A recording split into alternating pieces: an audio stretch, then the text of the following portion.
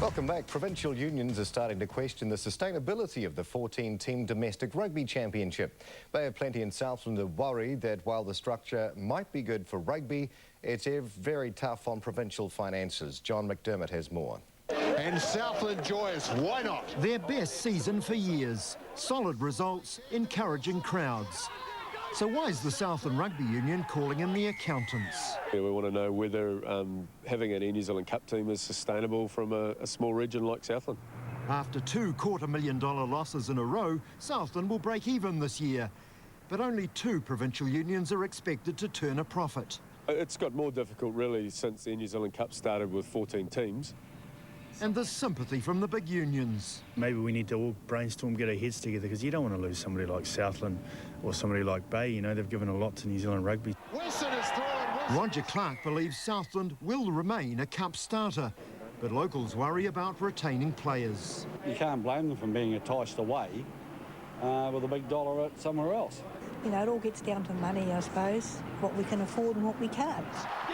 Last year, the 14 unions forked out nearly $19 million in player salaries. Top 8 players were also the top 8 place getters. One fix-all being suggested, lower each team's $2 million salary cap. We would suggest obviously it is too high, but I'm sure that other unions, the big unions and also the Players Association would suggest it's not. We need to see some significant marketing muscle in behind the New Zealand Cup. Tonight, the NZRU says it's reviewing the Cup at the end of next season, and if a provincial union can't afford or doesn't want to take part in the competition, it will need to be reviewed. John McDermott, One News. The curtain comes down on this season's Saturday night, and despite initially being coy on considering All Blacks for their teams, both Auckland and Wellington are set to play some. Conrad Smith will be named on the bench with regular midfielder and captain Tamati Ellison out injured. Others could also be included even though they won't start. Depending on the makeup of our mix in terms of numbers, we could utilise a player like Rodney or Chris Musselly. Auckland are set to play Kevin Mialamu and Isaiah Toiava, who have expressed a strong desire to front. We've spoken about it, you know, about the boys coming back, and everyone's just really excited. There's a real buzz of training. They bring that, and the laughter and the humour, and it's just been an enjoyable time to, you know, to see the boys welcome them back in. Auckland's team will be named on Thursday. Details are emerging as to how the English rugby team has managed one of the most remarkable World Cup turnarounds. A month ago, they were written off after losing 36-0 to the team they'll face in Sunday's final, South Africa. So how have they clawed their way back? The BBC's Adam Parsons reports. It was just 31 days ago, but it seems so much longer. The night when England were utterly thrashed by South Africa.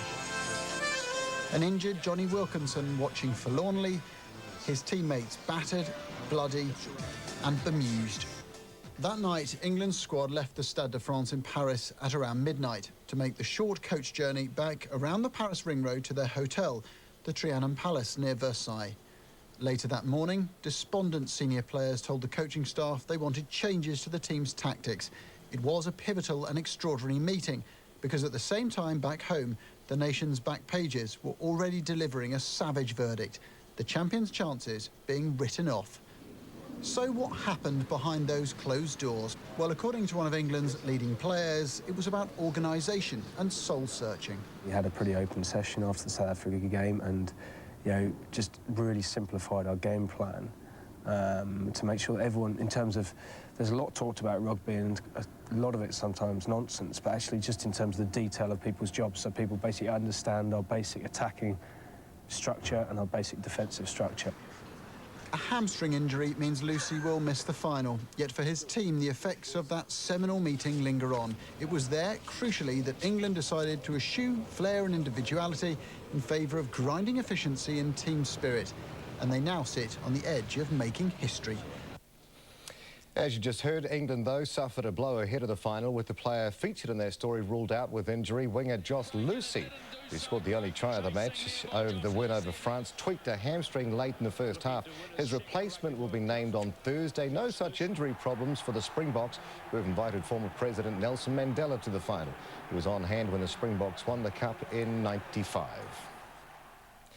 The All Whites have arrived in Fiji confident there won't be a backlash from the political interference which caused Saturday's match in Auckland to be postponed. The New Zealand government refused a Fijian player entry due to his connection with the military. Jenny May Coffin has the story. The All Whites prepared for today's departure with little fuss and fanfare, and they're expecting the same reaction when they touch down in Fiji. We're just travelling up as per normal and hoping everything will be okay up there. No reason why it shouldn't be. Security has become an issue since the New Zealand government refused a Fijian player entry into the country after it was discovered his father-in-law was a member of the military. But the All Whites are confident there won't be any repercussions. I know the security's been taken care of, and it's a political issue that's out of our control, so we're just focused on the football and hopefully we can take care of that. They're hoping to take care of business better than they did in 2004's World Cup qualifier, losing 4-2 to Vanuatu, a game they should have won. Probably the history that we don't want to remember, but it's there, and we get a chance to change that, and it all starts on Wednesday night. The All Whites haven't appeared in a World Cup since 1982. A win tomorrow, a start towards breaking the drought. Fiji at any stage is always a pretty tough ask, and some passionate people, but we're certainly going there with passion as well. Jenny May Coffin, One News. And you can catch full coverage of that match on One Sport tomorrow night from 25 to 11. The Kiwi assault on 3 of Australia's most glamorous horse races flew off to Melbourne this afternoon with no indication as to when or if they'll be allowed back into New Zealand. The equine influenza, or EI, is still rampant in New South Wales. The border remains closed to horses heading to our flu-free country. Martin Tasker reports. Loading up at Auckland Airport, Princess Cope leads the way for 4 of New Zealand's finest, hoping for fortune and fame at Melbourne's Spring Carnival. Mandela, Magic Cape and Railings are all chasing a 10 million Aussie dollar pot of gold in the Caulfield Cup, Cox Plate and Melbourne Cup, but they could be gone for some time. It is a one-way ticket at this stage until New Zealand biosecurity officials are satisfied that the EI outbreak has been contained over there. The ban will remain on all horses coming back from Australia. There's certainly no bleating about the ban. The industry here all too aware of equine flu's alarming potential. If you stack all the negatives against vaccination on top of each other, it still doesn't outweigh the negative of us getting the disease. I think it would decimate the New Zealand industry. The philosophy behind sending Railings on a one-way ticket is simple. This probably his last chance to repeat his greatest success. Railings and natural blitz, and the outside Railings dived. I think Railings has won the Caulfield Cup. He's a 6-year-old now. They're pretty significant races that we're going for, and he's at the stage of his career that the options weren't great. The main lure is, of course, the size of the prize. Magic Cape hoping to be in the Aussie money after some good showings here. Magic Cape is flying home. Wow, what a finish. Equine flu, ironically, perhaps improving his chances. Because of the EI, the international horses just aren't there, so it's perhaps going to be a little weaker race to win than it has been in the past, and he's on the way up, Magic Cape. The Melbourne Cup is 3 weeks today. Marty Tasker, One News. Yeah, good luck to them too. Fast bowler Shane Bond is picking the Black Caps will adjust quickly from the short forms of the game to test matches against South Africa later this month. Bond joined other representative players in schools around the country, helping to spread the cricket gospel to the next generation of prospective New Zealand reps. Blair Norton has the story. Shane Bond will be hoping South Africa's batsmen don't pick a slower ball this easily. Bond happy to do his bit to help foster the game at the grassroots. It's always nice to get back and bring you back to reality and make you feel humble. It's great. He'll spearhead a Black Caps lineup hoping to win their first Test series in the Republic. 2 first-class games before the first Test in 3 weeks, the only chance to get into the groove. We're going to take those warm-up games extremely seriously and go out to win them and try and put sort of Test match intensity into it to try and get ourselves up to speed. After a knee injury kept him out of last year's series loss to South Africa, he's keen to help rewrite what's been a familiar story in recent Test performances. That's out. Session here of poor cricket, which we've probably done in the past in our Test game, has cost us matches, and we need to sort of take those poor sessions out of the matches. In Bond's injury-plagued 16 Tests, he's taken 74 wickets at an average of 22.1. Better even than his hero Sir Richard Hadley. Like the Black Caps' best ever, Bond is now bowling within himself. So you need to be, bowling good line and length and doing the basics well. There's no point in me bowling all over the show because I'll get smoked. Hopefully for Bond, the South Africans will show similar shot selection. Thank you. Black Caps leave for the Republic on Friday.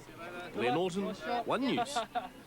And the Black Ferns are leading Australia 11-7 in the second half of their international in Wanganui. Thank you very much, Neil. After the break, weather warnings that Jim says will put a chill into the south. And an imposing discovery, the 4-storey high dinosaur with a name meaning giant chief of lizards. Well, the giant chief of close-ups here after the weather. And what have you got for us tonight, oh giant chief? Not so giant, I hope, Simon. Listen, Jamie Lockett, now he was the man we saw in Lisa Owen's report earlier on, who was recorded declaring war on New Zealand and, of course, is now back in court. Well, he was talking to Close-Up as the police arrived with a summons reviewer's bail, but we did get time to get his story. You'll hear that. Now, if all this sounds mad, how about our world champion rollerblader, forced to strip off to get noticed? We'll see you at 7.